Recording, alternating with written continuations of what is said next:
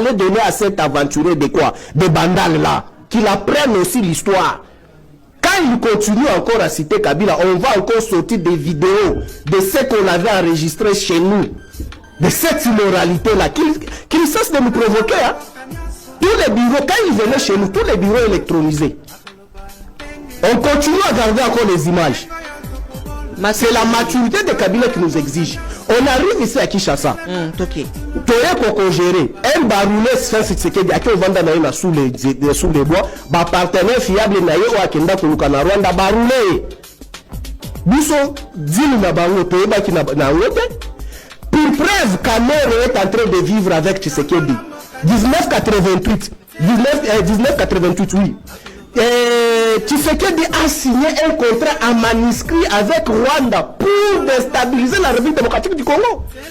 Je vous mets témoin, Kamere est là, VP l'économie aujourd'hui. Va lui consulter.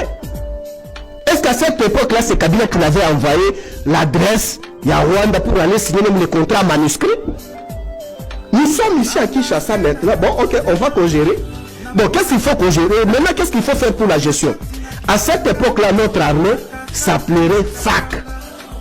Comment est-ce que tu as changé de FAC à FARDC? C'est quand l'intégration, il y a des seigneurs de guerre, des Bomba, des Rubero et consorts. Balobi de pour la sécurité na biso, il faut battre auto na bango zamba, ba intégrer na armée na ba service non surtout. Tout ça là na bango pour que tu retrouves que nous sommes en sécurité. Qu'est-ce qu'il faut faire? Ton nom FAC est commis un FARDC. C'est pourquoi Batouyo surtout Oyo Bazalaki tako ko accompagner bango, ba kotisa bango na armée. Non seulement na armée, ba kota ba koma ba mandataire, ba koma ba fonctionnaire, ba koma ba secrétaire général na mboka oyo. Est-ce qu'ils étaient congolais? Dis-moi, bato bali pembe na Tshisekedi ba soudanais nde ba mema bango na Congo.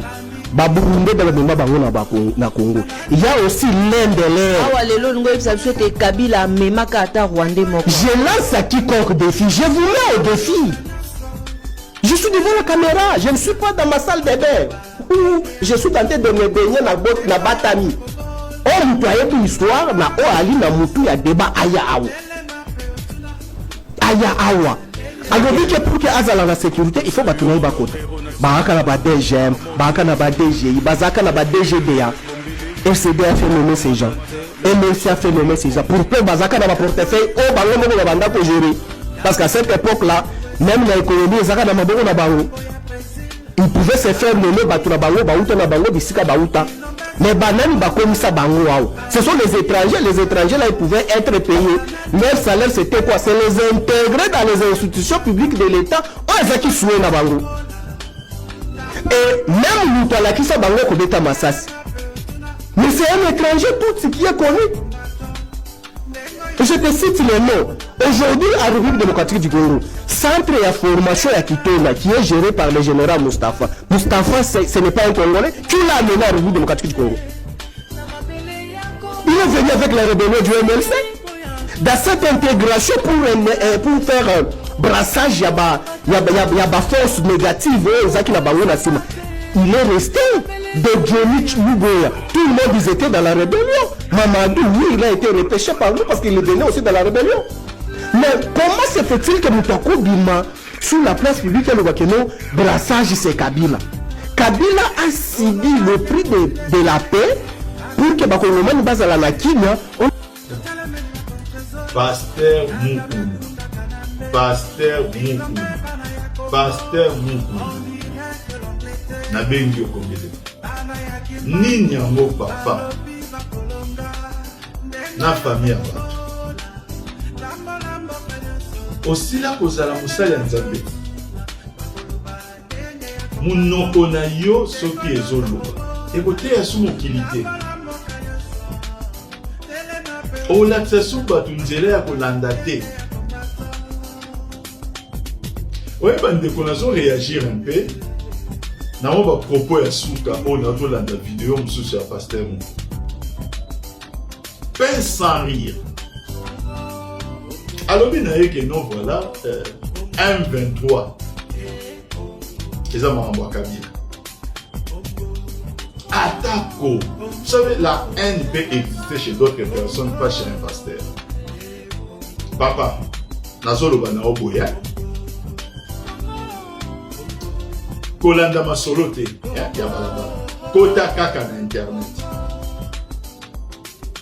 Asir, oyebi kokoma. Okotika na internet.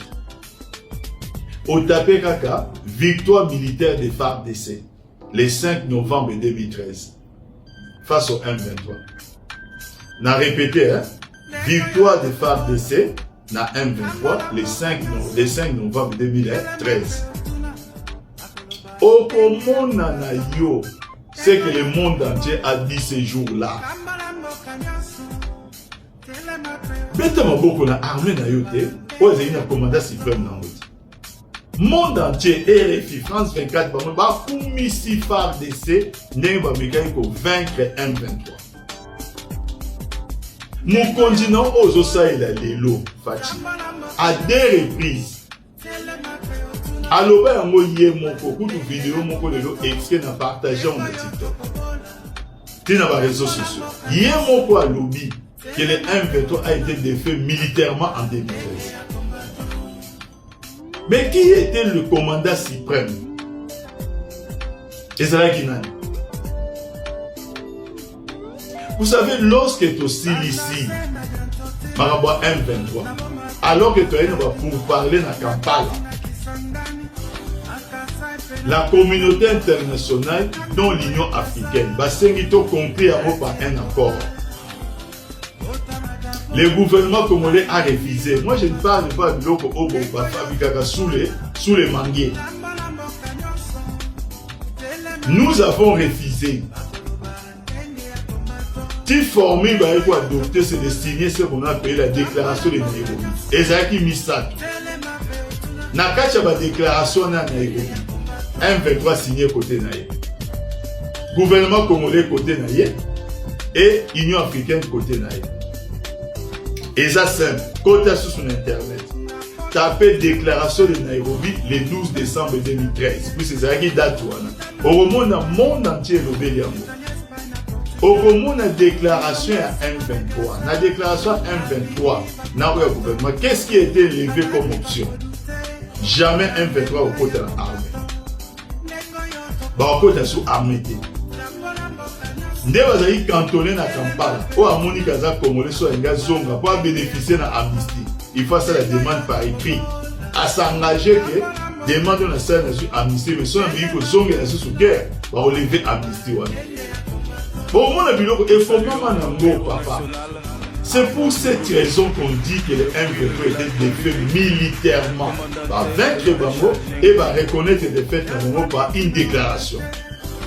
Et Fatih a reconnu à 2 reprises. Alors, Boyoka Sony, M23 Lilo et Zomi Namboka Bisso. Ce n'est pas Bazongi quand le président Kabila n'est plus président de la République. Bazongi n'a bitumbate, Bazongi dans des négociations.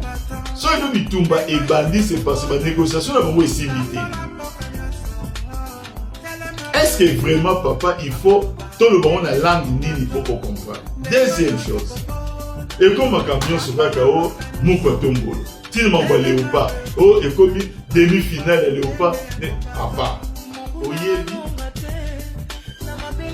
RDC, vous avez demi-finaliste, la Coupe du Monde, la Coupe de la 4. Sous le président Kabila, on a 3e. De l'autre, on a 4e. C'est dommage. Bon, nous avons une initiative. Bon, ça va discuter. Il n'a pas le parti pour les équipes. Mais restituer, c'est mal à vérité. Tobima 3e. De l'autre, on a 4e. Côte d'Ivoire est éliminée sur la demi-finale. Il peut faire éliminer sur le samedi. Naïe Bagabi, il y a un tout contre ce caractère, il y a mais éliminer Bisso. Ok, mais nous vivons le 3e. Est-ce que c'est au monde kabiliste à monter au créneau? Oh, Bisso a combiné 3e, combiné c'est qui 3e. Mais sous le président Kabila, tu dois Chan 2 fois. Chan. La seule équipe d'Afrique où il s'est Chan 2 fois, Nathan Moussa, c'est sous le président Kabila. Pourquoi vous voulez faire comme si le monde commence aujourd'hui avec Fatih? C'est comme si hier vous créé mon titre, vous avez police ça le ou pas. On a basé le mot comme ils ont antelaté. Même s'il faut flatter, il faut un peu d'intelligence de la flatterie. Bon, heureusement les Congolais vont se faire épique aux ânes. Dans la tina au-delà des. Chance n'arrive pas à la vie. J'espère qu'avant la coupe, on a chance. J'espère qu'avant la coupe, on a yo papa Mukuna na kilo. Rêve na ma vie. Et là, un jour, le bon stade.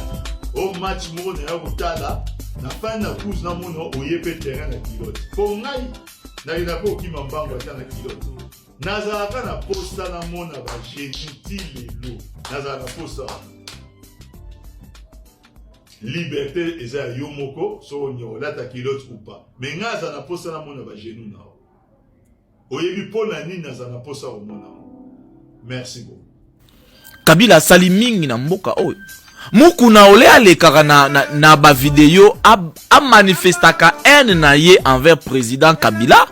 Et le roi ça les anini, ça fait déjà 5 ans depuis le président Kabila tika na pouvoir. Mie Mukuna après sa ba stratégie na pouvoir na ye, na régime na ye. Ye Mukuna biso na ye na mboka oyo. Toyebi ke na 2013 le président Kabila asil sara makambo M23. Mukuna le kanate va ye bisabatu. Mutu alojaka ba M23 soi-disant 14 mois ici. C'est le président Kabila. Moutou oya bengaka bango boya apesa président Kabila. Non, il faut Mukuna ayebaka biloko oya ko sala. Ezali soni. Et puis à chaque fois soki aye to banda koya. Parce que oui, soki aye to banda koya. Ba propos les autres déranger non non. Non. Le président Kabila, c'est notre autorité idéologique. Il n'a pas... Écoutez-moi d'abord. Mon cousin à niveau, il y a président Kabila. Alors, ce qui a causé que le président Kabila répondre à cause de Kamote. Mais ce qui a eu, ce qui a eu, d'ailleurs, une prochaine vidéo, il y a eu la génération Kabila qui portait plainte.